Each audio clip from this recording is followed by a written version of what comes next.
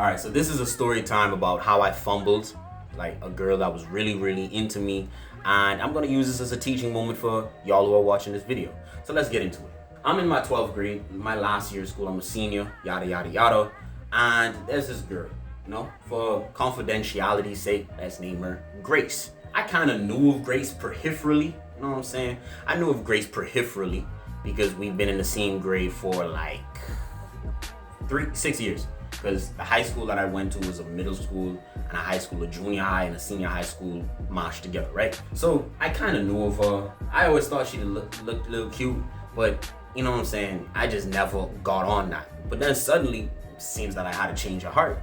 During my 12th grade year, I was like, you know what? Let's get on that. Let's see if something happened. Let's see if something will shake, right? Lo and behold, something did indeed shake. Pause, not like that, but something did happen, you know what I'm saying? Started to talk to her, started to get to know her more, and she was feeling a nigga. She was feeling me, you know what I'm saying? She was feeling me. She liked my vibe, liked my energy, liked my mature tone or whatever. I don't know what attracted her to me. I don't know what attracted her to me at the time, but I was doing it for her. So much so that, and I quote, well, no, I'm not quoting, I'm paraphrasing. She cut off all of her other niggas for me. She cut off all the other niggas that she was talking to, all the other talking stages, all the other, situationships. She cut it off to be exclusive with me. Now, do you know what I did? You know when she asked, like, can we just be together? Do you know what I did? I said, hell nah. Nah, I said no. I'm not gonna lie. And why did I say no? This is just me, my personal philosophy. This is just how I move. If I make a girl my girlfriend, my fullest intention is to marry her. You know what I'm saying? My fullest intention is to marry her, right? I'm 17 at the time. I'm not marrying nobody. That's just not happening. I'm not doing that. I got too much stuff to do. I got too many goals that I need to achieve first before I even think about settling down, right? That's my perspective though. And what did I do? Did I lie to her? Did I lead her on? Nope, told her the truth. I told her the truth, told her what it was, told her that that's not what I'm doing, that's not the type of timing I'm on, that's not what I want from us. She didn't like it. You know what I'm saying? Grace did not like it. She didn't enjoy the answer, but she still went with it. And the relationship continued. You know what I'm saying? She didn't like it, but the relationship continued, right? And now, just to let y'all know, at this time, this is last year, externally, I was a very strong, confident, self-assured, forward-presenting person. So on the external, if he was to look at me, you would say, man, he's a confident individual. Man, he must know what he's doing, da-da-da-da-da. On the inside, I was an insecure baby, bro. On the inside, I was an insecure baby. I'm not even gonna lie. I'm reflecting back on it, and this is why I'm making a story time. But I was insecure than a mofo. You know what I'm saying? I was super insecure. I'm not gonna lie about it. I'm not gonna deny about it. I don't know if that made any sense, but I was insecure. I was an insecure individual. I'm not gonna lie. Externally, I was that nigga. Internally, I didn't perceive myself as that nigga. You know what I'm saying? So, as the relationship began to progress, because we started to get more intimate, we started to get more physically intimate. It was cool. You know what I'm saying? I liked what we had going on. She liked what we had going on. Yada, yada, yada. And then the person, Grace, beautiful girl. She looks good. You know what I'm saying? And her personality is amazing. Like bubbly, bright, high energy personality. I like that. I got no problem with that. I like stuff like that. You know what I'm saying? Because I'm usually more on the chill, like just straight type personality. That's me. You know what I'm saying? I like that.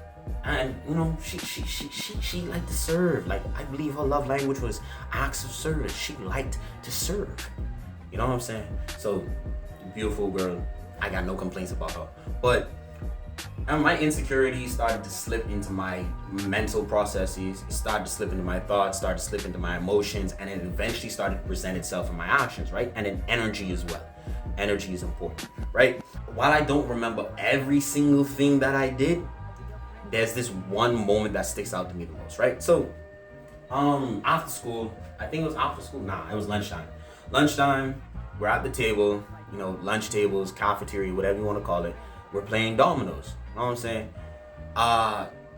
Chop it up with her for a little bit. And then, I try to sit behind her because we usually did this. Like, we had no problems with publicly displaying that, that we were close. Of course, I'm not doing the whole kissing in public. That's kind of crazy. You know what I'm saying? But like little hugs here and there, little hand holding, like holding her from the back, stuff like that. Little simple things, right? I went in to do it this one time, and then she said, She said, nuh-uh. You know what I'm saying? And from the perspective of my insecurities, I began to paint the story that, oh no, she's not feeling me anymore. Oh no, she's falling out of love. She's starting to cool off of a nigga. That's the story I started to paint for myself. And then something else I started to realize is that within my mental, I started to think that she was starting to feel, oh shoot, look at this link. Am I grabbing it? I was thinking that she was starting to feel someone else because there was someone else that she was, in the school that she was friendly with. You know what I'm saying? At the end of the day, we're exclusive. I'm not gonna say that. That's none of my business. But I was tender. I was sore. I was tender about that.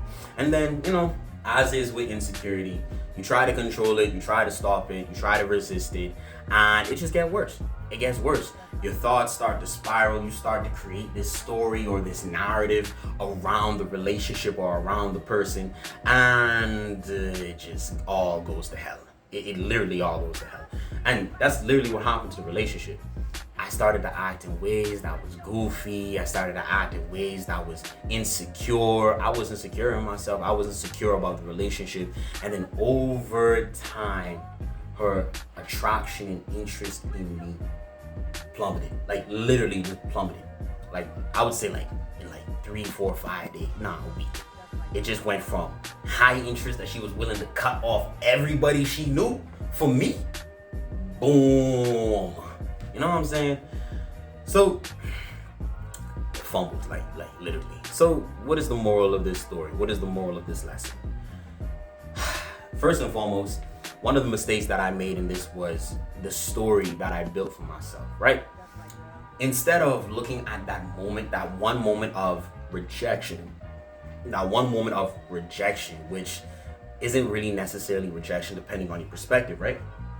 Instead of looking at that one moment of rejection as, you know what, maybe she's just not feeling it today. Because there are times where no matter how pretty the woman is, I don't feel like interacting with you. I like my alone time. I don't care how bad. Put a 10 out of 10 in front of me during one of my moods where I just want to be by myself and I just want to, converse with myself and just foster the relationship with myself. I'm not going outside to go talk to that 10 out of 10. I'm cool. I'm busy with me. I could have just said to myself, you know what? Maybe she's just not feeling well today. Maybe it could be a period thing. I think that's something that happens. That is something that happens. Let me say, why am I saying I think? That is something that happens. Maybe she was just hungry.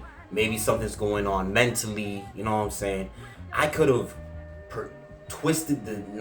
I could have told myself the narrative in a way that was a lot more beneficial, not to me, but to us as a unit, as a relationship. You know what I'm saying? Because we're not exclusive, but I still cared for this girl at the end of the day, right? So, but I didn't do that. And something about insecurity makes you think of yourself and yourself only. And not even in a good way, in a bad way. I just started to think, she don't like me. She's not feeling me no more. She don't mess with a nigga like me no more. Man, damn, that sucks. Da da da da da da da da. You know what I'm saying? Instead of having compassion and trying to think about what happened from her perspective, maybe she just wasn't feeling good, maybe something was wrong that day, who knows? People want and do things for various reasons. You don't know the story. Why are you going to tell yourself the story in a way that disadvantages you? And that's what I did. And the second thing that I did, I resisted it. And what do I mean by that? I'm not sure if y'all know, but I'm kind of like into the metaphysical thing, just a little bit. But whatever you resist persists. I was resisting so heavy for her to not fall out of love with me. The thing that I feared the most, and things I gave it all of my attention. Whatever you resist persists. Wherever attention goes, intention goes. You know what I'm saying? So I was giving my attention to the fear. I don't want to lose her. I don't want her to fall out of love with me. Look what happened. The thing I feared the most ended up happening. She fell out of love. She moved on. And I was left there broken to dust. Okay, I don't think it's that serious, but seriously, whatever you resist persists. Wherever attention goes, intention goes. Attention is alignment. Whatever is going on internally will be reflected externally.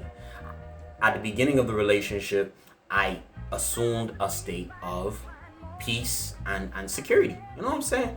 You know, I still had my insecurities, but at the time when I started the relationship with her, I was at peace. I was cool. I was calm. I was collected. I was detached. You know what I'm saying? I was just like, let me try this and just see if it works out, to see if it happens. And it did. And as the relationship started to progress, I started to assume more and more of a state of fear, anxiety, and insecurity. And the thing is, whatever is inside will be reflected outside. So, yeah, the thing that I feared the most ended up happening. So, learn from me. 2 lessons. First and foremost, change the story that you tell yourself about a situation. Because I told myself that she wasn't feeling me anymore, but I also could have told myself that she just wasn't feeling good that day and I should check up on her. And both of those answers could have been equally as valid. You could choose any story to tell yourself about a situation. You know what I'm saying? You could choose any story to tell yourself about a situation. I just went with that one though, and it damaged me. And then the second one, whatever you resist persists. The thing that you don't want to happen the most will end up happening. Why? Because you're actively resisting. If you don't want something to happen, be indifferent towards it. Don't give it your attention. Attention is alignment. Wherever attention goes, intention goes. You understand? All right, then, bet. Take my advice. Be better than I did. You know what I'm saying? Do better than I was. Have a good day.